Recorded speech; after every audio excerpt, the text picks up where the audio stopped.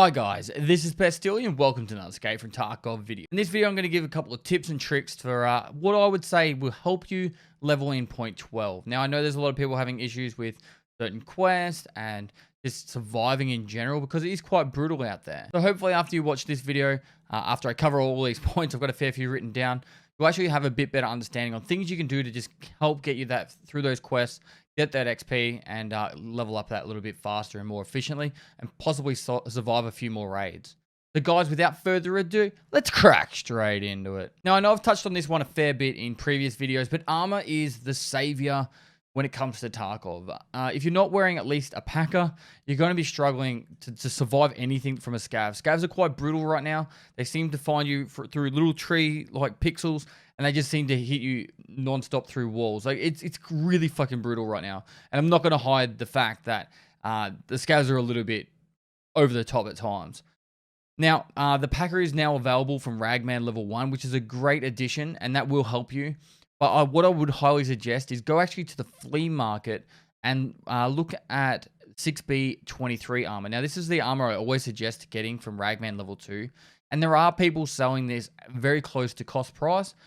It might be a couple of thousand rubles more, but for the actual price, it's actually really good armor. Now, when you do actually get to level 15, you can actually use this armor. So you can buy this armor yourself, and you can always buy the level 1 helmet from Ragman to level up Ragman up to level 2 or have the money spent. Using this combination of buying some off the flea market, using that level 1 helmet, you will find yourself surviving a lot more. Now, when you do get level 2 Ragman, get the kiver, get the face shield, and this will help you a lot. Particularly on a quest, say, like Stirrup, where you got to get the 4 pistol kills. Get that helmet with the face shield and the 6B23, go into factory, and now your pistol will actually be able to kill people, and when they're wearing nothing, their pistols won't even get through your face shield. So you actually have some defense against it. So their face tats will be pretty useless. You'll actually get a little bit extra time to survive, and you'll be able to get that quest done, because I know that's a real sticking point for a lot of people. Now, once you hit level 3 Ragman, you have a lot more armors at offer. If you get the ZSH, I highly suggest when you get Chemical Part 4 done from Skier, you hand it in back to Skier instead of any of the other traders, and you'll unlock the cheaper version of the ZSH. It's got the exact same armor. It'll save you 20,000 per purchase, and it's just a slightly higher armor level, and it's the next step in progression of armor. So that's a little tip when it comes to armor, and I can't stress enough. If you're happy to use the flea market, which majority of you guys will, buy those 6B23s, and if you're level 15 and you can buy those 6B23s, and you see there's a little lapse in the market, you don't need to sell these for much profit, and it will actually help you level up your trader rep. You can actually put more items up for sale on the flea market. So if you can buy 10, if you can afford to buy 10, put them up for like 1 or 2 or 3, 4, 5,000 rubles profit. It's not much. I don't know exactly where the armor is sitting on the flea market right now, but that is a way that you can actually put some money turnover through the flea market, get that trader rep, and actually help some lower level people out. Now, I always suggest that you need to find a way in Tarkov to supplement your losses. So you need a loot run. You can use your scav runs. Now, if you're newer to the game, scav runs are the perfect example of what you can use to make money. You can go into a factory and pretty much extract straight away if you don't want to get into a fight. Generally, factory is quite hectic with scavs, and I'd highly suggest against going there. But going to interchange, I always find that interchange is really good for scav runs because there's just so many places you can go. With particularly items like nails and all that kind of stuff, there's so much of that stuff lying around that will actually sell for a lot of money on the flea market, or you might actually need that stuff for your hideout. I always suggest do a run that works for you. At the moment, the villages and shoreline are really good for finding those random items. There's heaps of duffel bags, heaps of loose barter items that always sell for a lot on the flea market. You can go to the back of Interchange and the power station. The power station alone has 5 toolkits. If you look through the outside rooms, there's 2 toolkits on the outside rooms. There's 3 toolkits inside. They can all give you nails, gunpowders, and a lot of other good items. Inside, there's jackets, there's the computers. There's just lots of loot in there. In the back of Goshen, there's the shelves that can have nails and other items spawn on there. There's toolkits in there. There's just lots of stuff in the backsides of Interchange where you don't really need to go to the high threat areas where there's lots of scavs or players. Now, you can do that as a PMC or a scav. It doesn't make any difference. Now, as you are leveling up, I really do suggest trying to level up your hideout because it's a time-based thing. So every time you upgrade something, it's going to upgrade over time. So if it's going to be like a 6-hour upgrade, you don't need to have the game open. It'll be 6 hours. And there's some upgrades later on that will take at least a day or two to upgrade. So the earlier you can get these things started, it's actually going to help you later on in the game. And there's some things in the hideout that are actually going to make it so you can level up certain things faster, like skills, or you actually have 10 more energy. Which moves into actually my next point: drink and eat everything. This is what I suggest you do. If you run around and you find a bit of food, pick it up. If you find a bit of water, pick that up too. And then once you have a bit of food and water, eat the food so your hydration goes down, and then drink the water or the juice and put your hydration back up. This will passively like level up your metabolism. It's needed for the hideout, but it also does reduce the rate in which you lose your hydration and energy. For me at the moment, I'm sitting on 1.89 loss per minute.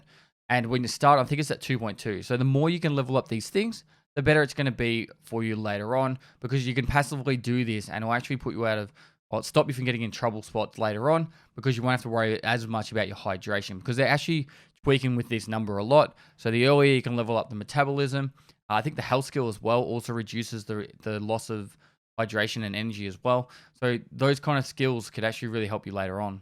Now, quest, check if it's going to be found in raid. Some of the quests do require you to have them found in raid, but if they don't, just go on the flea market. It's going to be pretty much at cost price, most of the quest items. Some of the later on ones, like LEDXs, they're costing a fortune right now. But if it's something like a Salewa, it's super cheap. You only need to get 5 of them. I think it's 5. Hand in 5 of them, you'll get that out, handed in, and you can move into the next quest. That gives you XP, and you're already progressing into the next therapist quest. Same with the Tozzers or the 133 shotguns. If any of those quests are something that you can just buy it. It will help you immensely, particularly later on when there's some random quests that are going to really slow you down if you just don't buy them. Like, I think an AVS rig, there weren't any up for sale when I was doing it, and I think I had to kill the Scav boss, Rashala, and his minions to get the AVS rig. So those kind of things are actually something you need to pay attention to. But later on, there will be a lot more available on the flea market. And if you're leveling a little bit later in the wipe, this will also really help you, because a lot of those items will be in surplus, and so it won't be or you won't be spending too much money to get these items. A really good tip that I've got, if you need a key for a quest, now a good example might be something as simple as the customs key. It might cost you 200,000 rubles. You can buy this customs key, you can use it for the quest. Once you finish the quest, sell it back on the flea market. A lot of the shoreline keys are really expensive. So it's like a West 220 key. You need that for a quest. When you get up to the quest that requires it, buy the key, do the quest, and then sell it after it. Now, you might lose maybe 50,000 rubles or 100,000 rubles. There is a chance that you might make profit because the other keys might have sold. But it will also level up your trader rep at the same time. And these kind of things can actually save you money. And then when you do want to collect keys later on, you can. And this goes into the next point, and this is what I use all the time.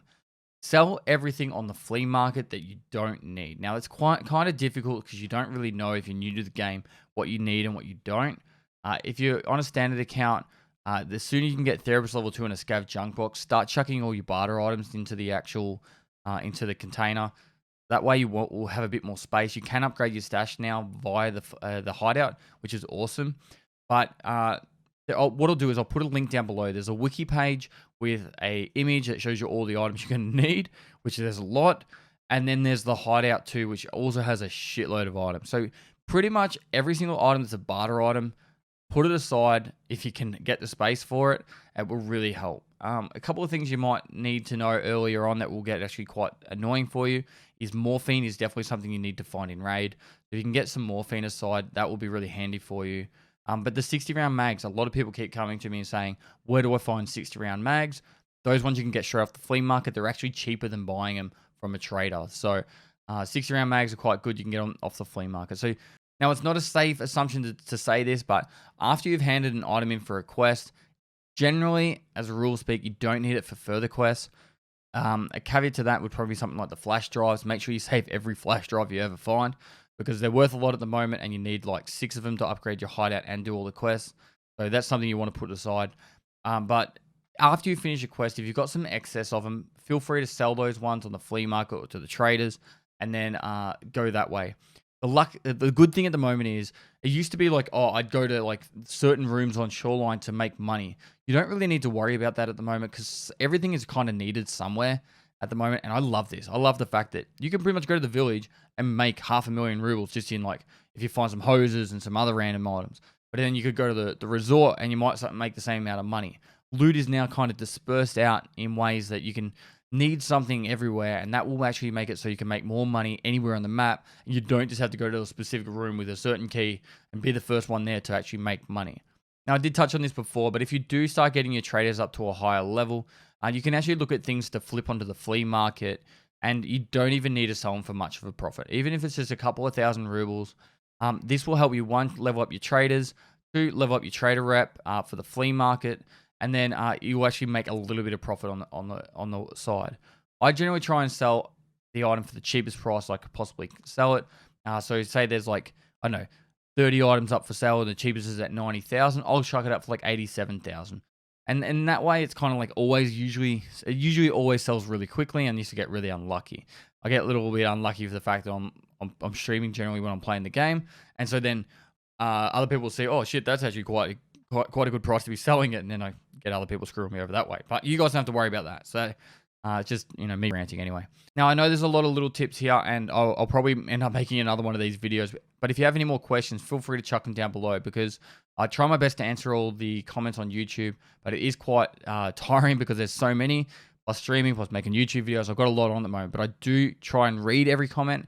If I can answer them either in a YouTube video like this, hopefully that helps. But I do try and answer every question I can that's a comment in my YouTube videos. So if you got any, hit them up there. If you see someone else's comment that you can actually answer for them, feel free to answer them too, because it can actually help people in the community. The more people enjoy the game, the more people play it. The more people play it, the happier we all are, because it's more successful. So, guys, thanks for watching another video. If you liked it, give it a thumbs up. Subscribe for future content. I am trying to get 100,000 subs on YouTube before the end of the year. So if you haven't subbed, feel free. Really do help support the channel by popping back in here and checking out future content. As always, if you've got any Tarkov questions, feel free to hit me up on my live stream or down in the comments below. And lastly, I'll see you next time. Tell me something, Scav. Are you happy in this Tarkov world?